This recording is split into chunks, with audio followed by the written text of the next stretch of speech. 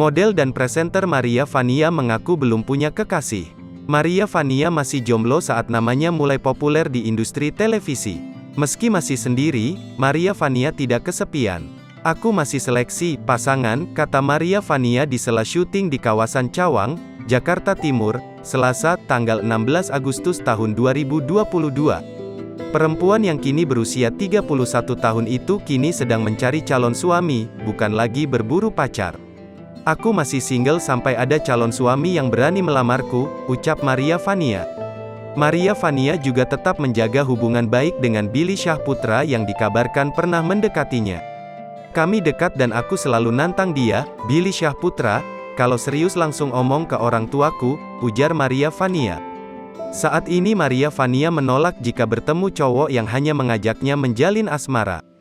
"Buat apa pacaran kalau hanya buang waktu," kata Maria Vania. Maria Vania begitu melekat dengan image seksi. Banyak foto seksi yang diunggah Maria Vania di akun media sosialnya. Warganet terpesona dengan Maria Vania yang seksi itu, namun banyak pula yang sering mengirimkan pesan negatif di akun media sosialnya. "Aku nggak pernah baper selama dia nggak melecehkan," kata Maria Vania. Maria Vania bahkan pernah menerima perlakuan tidak baik dari orang yang tidak dikenalnya saat berada di tempat umum.